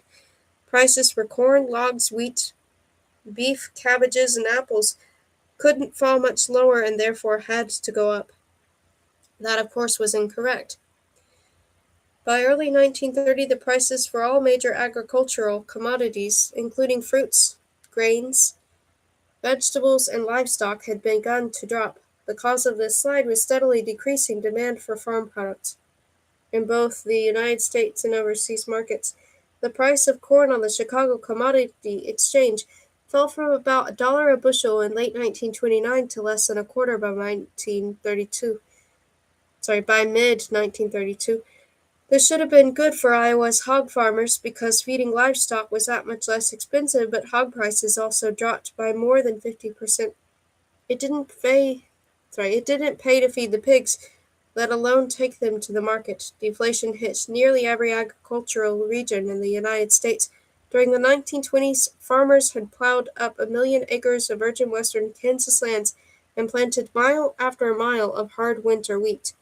Aided by a stretch of abundant rainfall, they increased production every year, earning about $1.25 I didn't mean to read that way. About $1.25 a bushel in 1927. That price had dropped to 63 cents a bushel by 1930, yet Kansas farmers remained optimistic and planted even more wheat. The following spring they enjoyed a record crop, but received only 33 cents a bushel, not enough to cover production costs. The farmers knew in theory that the only way to push up prices was to cut production, but it was difficult to swallow a temporary loss of income when they had invested everything in their land and farm equipment and had no savings to tide them over. Nevertheless, in April 1931, the United States Wheat Growers Union declared a strike. They would neither sell nor plant any wheat until the price reached $1 a bushel. Kansas farmers couldn't imagine how their situation could get even worse. Later that summer, the rain stopped falling, and hot and dusty winds began to blow. The twin problems of deflation and decreasing demand struck not only farmers concentrating on one or two commodities, but even those producing diverse crops. Violet Krall grew up on her family's 20-acre truck farm just outside Milwaukee. Descended from German immigrants, her parents grew vegetables and kept cows, pigs, and a flock of chickens. They sold their vegetables as well as flours, eggs, butter, buttermilk, bacon, and sausages at the downtown Milwaukee wholesale market, where their customers were mostly city grocery stores and restaurants. Then the Depression hit, and suddenly their buyers disappeared. I was 7 or 8 at the time. One of my brothers and I prepared green onions for the market, involving washing all the dirt off the onions and bunching them. That day when my father returned from the market, he first stopped and threw the unsold onions in the manure pile, all he had taken to the market except 2 bunches. I wanted to cry. All that work and no one wanted to buy them. Violet's father decided to drop his stall at the market and build up a truck route, going door to door through Milwaukee's more affluent neighborhoods to sell his produce. His new business kept the family alive, although there were still many days when the farm produced more than customers would buy. The chickens did not know there was a depression and would very often lay more eggs than would meet the needs of the customers and our own, so we ate a lot of eggs. I took my lunch to school and was joined by classmates who lived at a distance too great to allow them to go home for lunch. Once I was beginning to eat my egg salad sandwich. The girl in the seat next to mine said, "You must be rich." I asked her why she said that, and she said that they could not afford eggs. I offered to trade with her peanut butter and jelly sandwich for my egg salad. I thought it was a good trade, since we did not have enough cash to buy peanut butter. What a treat! The market economy's retreat affected different parts of rural America in different ways. In Iowa, corn and hogs were mainstays of the local economy. A steep drop in prices was a grievous blow to nearly every farm family. Near the Nadir in early 1931, a farmer named Arthur Johnson composed a poem called "Tough Going." The price of feed is high. Eggs are sold for naught. But the market seems to take delight, and oleo is being bought. There is a depression going on. It causes furrows in the brow. Wheat and corn are sold as gifts. But that is old news now. The farmer raises twice as much as he did some years ago. The old plow doesn't scour well in being twice as low. The farmer lives a storm-tossed life, like a rowboat in the sea. He's up and down and twirled about, but he still can smile by G. Iowa farmers could smile because they lived in a state blessed by fertile soil, and if they were lucky, they didn't owe money to the bank or a mortgage company. They still had their farms. Most Iowa farm families still lived largely as their parents and grandparents had, plowing their fields with horse or ox teams. Their homes lacked electricity, running water, and modern appliances. They relied on corn and hogs for cash income, but they still grew most of what they ate. When the Depression hit, they retreated from the larger economy to their farms and local communities, finding any means of making do.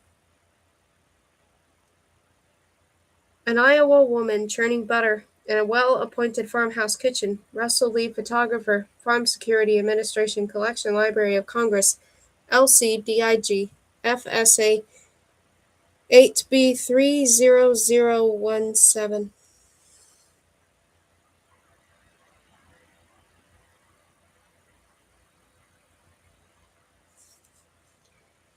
For most farm families, it was easy to fall back on 19th century cycles of subsistence farming, from the early spring gathering of wild greens to the late autumn hog butchering. As the Depression worsened, however, farmers were also eager to adopt any modern farming techniques that might help them survive.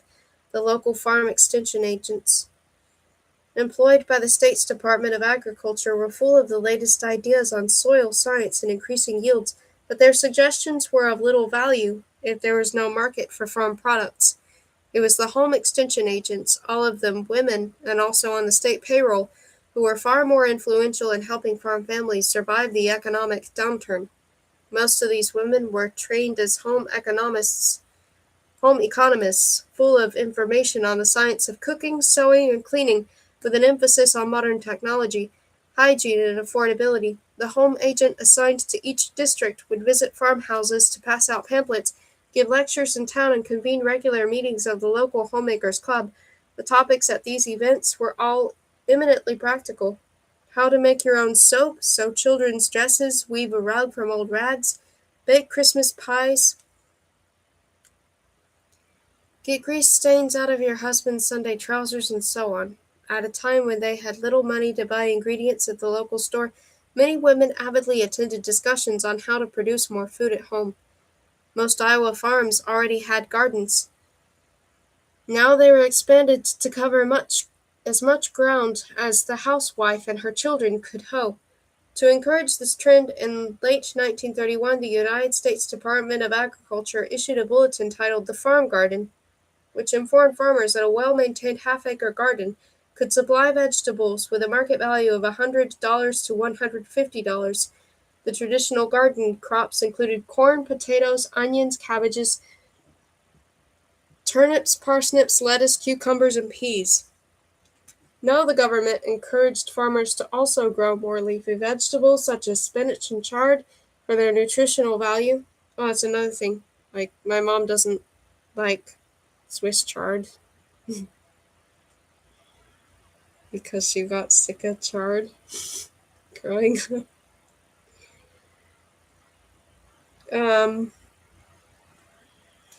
In Iowa's climate zone, farmhouse gardens could produce fresh vegetables for only 5 or 6 months of the year. Luckily, home extension agents were full of ideas on how they could be preserved for the long, cold winters. These included various cellaring methods for potatoes and onions, special pits to hold cabbages, turnips, and beets, and most important, canning. The technology to preserve food in hermetically sealed glass jars or metal containers had been around for more than a century, but it hadn't been widely adopted for home use until the food conservation drive during World War I. Now, at the urging of home extension agents, there was a sudden run on canning jars and lids. In southern Illinois, where farmers were particularly desperate, they hoped to can a bumper fruit crop. In August and September, the peach trees were loaded down with beautiful fruit, and the people were being urged to can as much as possible. But on every hand, one heard the cry, "We have no cans!"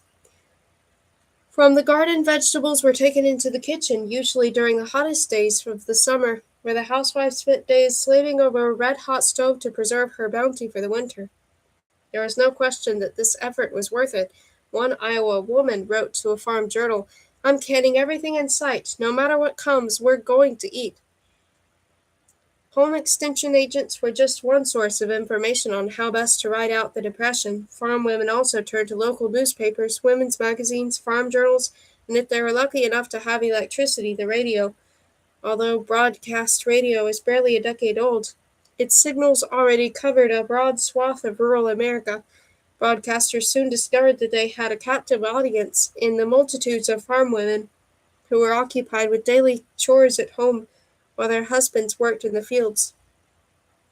Big food manufacturers began to sponsor homemaking shows, usually heavy on recipes and running in the morning hours, the precursor to daytime television.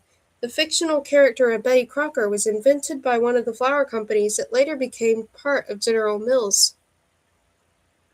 In 1924, Betty Crocker debuted as the narrator of a radio cooking school show running twice a week at 10:30 a.m. By 1930, it was heard over 43 nationwide. Not to be outdone, in 1926, the U.S. Department of Agriculture's Farm Radio Service debuted a 5-day-a-week show called Housekeeper's Chat, hosted by Aunt Sammy, presumably some sort of consort to Uncle Sam. On the show, Aunt Sammy sat at the center of a large, somewhat inept family who regularly came to her with questions on everything from how to prepare a Thanksgiving pie to why children needed sunbaths. In reality, she was a folksy vehicle for the USDA's Bureau of Home Economics to disseminate its expert advice on nutrition, meal planning, cooking, clothing, health, house furnishing, gardening, and other kindred subjects. The 15-minute scripts were prepared in Washington and sent to dozens of stations across the country to be read by each station's own Aunt Sammy in the local accent and with their own embellishments. The formula was an instant success. The first 4 months of the show generated 25,000 letters from homemakers seeking advice, many of whose letters asked for cooking advice. So in 1927, the Bureau of Home Economics published its first edition of Aunt Sammy's Radio Recipes, given free to anyone who requested a copy. By 1931, the show was a regular feature on well over 100 stations nationwide. Keep saying it wrong. And many thousands of copies of the cookbook have been distributed primarily to the show's rural listeners. Like most home economics, the experts behind Housekeeper's Chat believed in the importance of simple, nutritious, and inexpensive dishes. As conditions in rural America deteriorated, they increased the emphasis on preparing budget meals. A December 1931 show entitled An Inexpensive Christmas Menu began. A less expensive dinner for a thrifty Christmas can be just as good and just as Christmassy as one planned with all the frills and expensive items of food. Its recipes included baked ham and, in lieu of a traditional plum pudding, a chocolate gelatin made with raisins, dates, nuts, and currants. A show titled Low-Cost Meals focused on the many people who needed help planning well-balanced, healthful diets for families with limited incomes. After pointing out the dangers of the staple meat, potato pie, and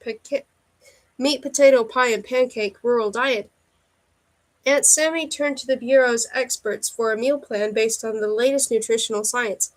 They suggest that when there is little money to spend for food, the diet should be built around the grain products and milk, with enough vegetables and fruits to supply the necessary additional vitamins and minerals.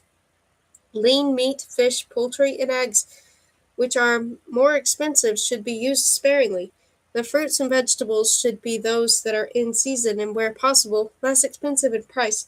Tomatoes, cabbage, carrots, and onions are all inexpensive vegetables as well, worth using frequently for family meals.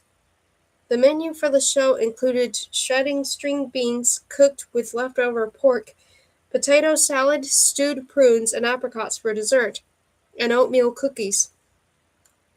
During long rural winters, Aunt Sammy also suggested that women grow parsley plants on kitchen windowsills and use the leaves to brighten up their dishes and help their families avoid seasonal vitamin deficiencies, while housewives, particularly in the Midwest, avidly joined extension clubs and consumed home economics information.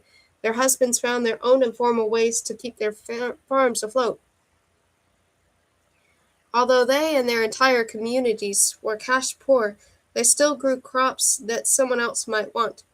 From the most isolated rural farms to suburban truck gardens, Depression-era farmers rediscovered the barter economy that had sustained their frontier ancestors.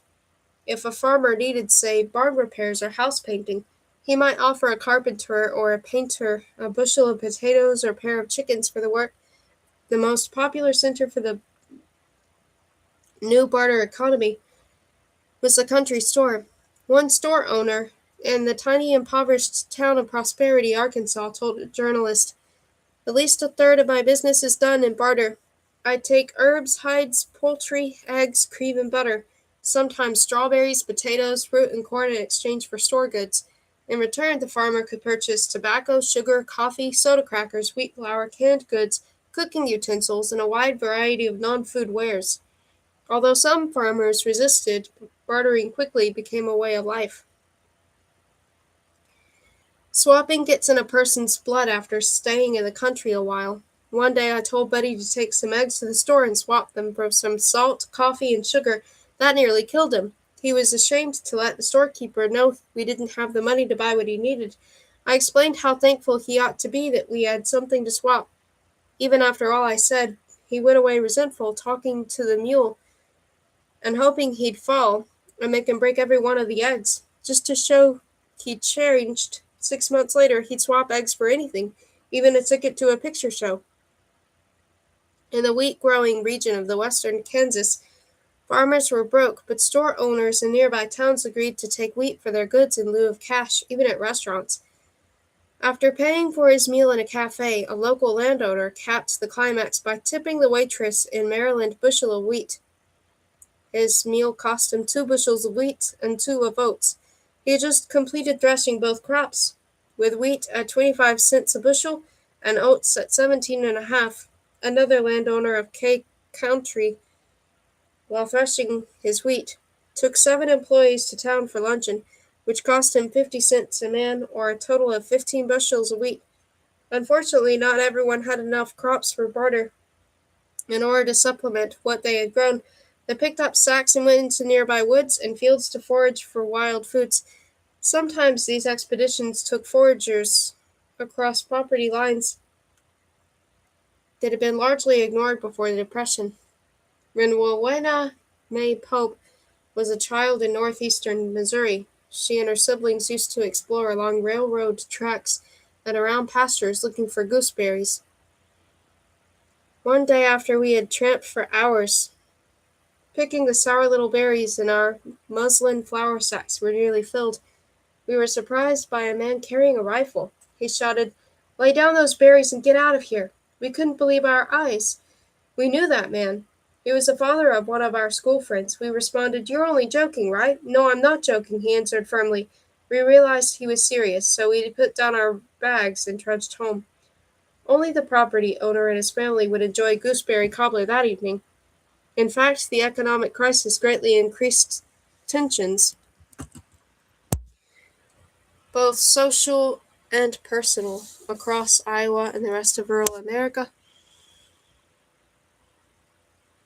The rate of farm foreclosures skyrocketed, and with it rose the number of suicides and murders. To make ends meet, some Iowans turned to moonshining and running bootleg liquor or outright criminality. Teams of robbers ransacked small town banks that had managed to ride out the downturn and raided farmhouses whose owners were rumored to have secret hoards of money. Nearly every farmer faced the problem of thievery. At night, or when families were in church on Sunday morning, thieves would steal milk off their porches, take whole hams hanging from the timbers of their smokehouses, and most commonly and of all, raid the chicken house. John Johnson, whose spread was outside Moravia, Iowa, was one of the many farmers who slept with a shotgun beside themselves, ready to leap up and start blasting at the sound of irregular clucking in the barnyard.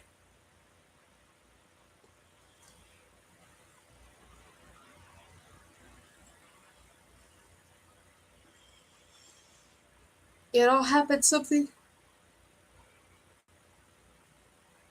like this. Miss Johnson was sleeping on a porch at the rear of the house. About 1:30, she was aroused by a peculiar noise from the direction of the chicken house. Getting up, she went to the door in time to see a man round the corner of the chicken house and go inside. She immediately called Mr. Johnson, who, as soon as aroused, grabbed a shotgun and started for the chicken house. However, Mr. Thief evidently became alarmed and lost no time in leaving that vicinity. Mr. Johnson fired several times in the direction in which the thief was traveling, but does not know whether or not he scored a hit. The thief was never caught, escaping with 30 of the Johnsons' finest spring chickens. He was lucky. Many chicken thieves were wounded or even killed while attempting to steal the birds. As the barnyard crime wave rose, Farmers urged crackdown. Of all the thieves, the one most despised is the fellow who steals chickens. The expression "as low down as a chicken thief" carries with it the limit in condemnation, and no man who has the least atom of self-respect will ever be guilty of such conduct as to merit the term chicken thief being applied to him. However, the stealing of poultry is growing to be a major industry, and until courts, especially juries, realize that the chicken thief must be rated as a major thief, and the stealing of chickens will continue. However, no law could stop the desperation that drove people to crime. I'm sorry. It's, I don't know why, just sleepiness. Um, so they were, I'm sorry. I should not be tired right now. I really don't understand.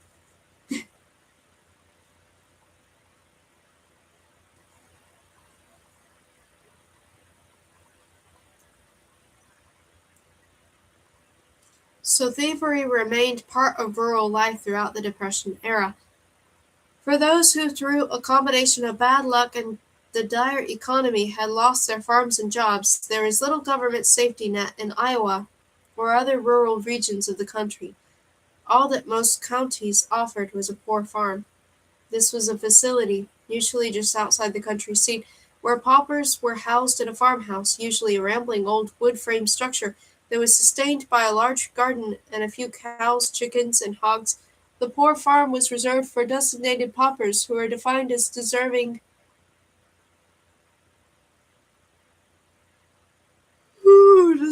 poor who couldn't work and had no family to support them, usually the aged, handicapped, and mentally ill. Traditionally and by design, there is great shame in going on the country. A popular poem called "Over the Hill to the Poorhouse" recounts the humiliation of a widow who is rejected by her children, one of whom sends her to the poorhouse. So they have shirked and slighted me, and shifted me about, so they have well nigh soured me, and wore my old heart out. But still I borne up pretty well, and wasn't much put down, till Charlie went to the poor master, and put me on the town. Over the hill to the poorhouse, my child and dear, good-bye. Many a night I've watched you when only God was nigh, and God'll judge between us. But I will always pray that you shall never suffer the half that I do today. The quality of poor houses varied from country to country. The supervisors were nearly always untrained, and budgets ranged from reasonable to bare bones. In some, residents lived relatively comfortable lives, while in others they were half-starved. The supervisor's salary and budget for house upkeep came out of the same pot. Some unscrupulous operators discovered that the less they fed their charges, the more they could put into their own pockets. When the Depression hit, this antiquated system quickly became under strain. As 1930 stretched into 1931, many able-bodied Iowans lost their farms and jobs and were unable to find work. The existing poor farm system was ill-equipped to deal with this crisis. Poor farms were not meant to house able-bodied men and families with small children, and their supervisors had no idea how to feed the rapidly growing numbers of newly poor. Counties tried a variety of methods to cope, usually a combination of direct relief, giving food, fuel, and so on, and work relief. In Bremer County, Iowa, the Board of Supervisors reviewed every case and tried to put the men to work on town repair projects. If that wasn't possible, the needy were given scrip or vouchers to spend on food and other supplies at local stores. However, the rising number of jobless families quickly depleted the relief budget. In September 1930, Butler County had $10,000 in its relief fund. A year later, it was $7,000 in debt. This work was supposed to be paid for by local taxes, but taxpayers were also feeling their own strains and beginning to resent those who received a free ride on their dollar. The Algona County Board of Supervisors, swamped with so many needy they couldn't investigate them all, decided to publish their names in order to stem a tide of applications which has put the poor fund in the red and threatens to send it to new low depths. In Sioux County, where the names were still kept secret but everybody knew everybody else's business, a newspaper columnist opposed to handouts of food and money did his own investigation of the relief rolls. He finds many among them that are well posted on sports and the frills of life, but leave the job of making a living to the taxpayers, fellows who perform gracefully behind the steering wheel, and have burned, and still burn the gas of joy to excess. He finds all the ex-bootlegger, or the one still feebly functioning, and who refused honest labor when it was offered at every hand. One refused to work for $2.25 per day, and bragged about it. One able-bodied young fellow was one of the first to have his car licensed. Another, not long from the land of the Dakotas, told his landlady to go to H when she asked for the house rent. The county is paying for it now. In the name of the taxpayer, he hoped that these tax eaters would take advantage of the coming corn husking season and sally forth the fields at wages corresponding to the price of corn. He did not, however, mention whether he found any of the deserving poor on the rolls. In response to the outcry caused by this column, the board made all relief applicants fill out a detailed form with questions like, "Do you own a radio? Do you own a car? Do you spend any money for movies and entertainment? Do you plant a garden? How many bushels of potatoes do you have?" The board gave aid in the form of scrip, which now could only be used to purchase the necessities of life at local stores: flour, potatoes, navy beans, cornmeal, oatmeal, coffee, tea, sugar, rice, yeast, cakes, baking soda, pepper, matches, butter, lard, canned milk, laundry soap, prunes, syrup, tomatoes, canned peas, salmon, salt, vinegar, eggs, kerosene. No one knew how long that aid would last because the Country Poor Fund had already spent $45,000 and was deeply in debt. Worse, farmers had reaped another bumper corn crop, keeping the prices low of not only corn but hogs. For the coming year, Iowa agricultural experts' best advice to farmers was neither to expand nor contract production, but just sit tight and hope for an economic upswing. I think I actually do need to sleep, even though this is strange. I don't know why I feel this sleepy.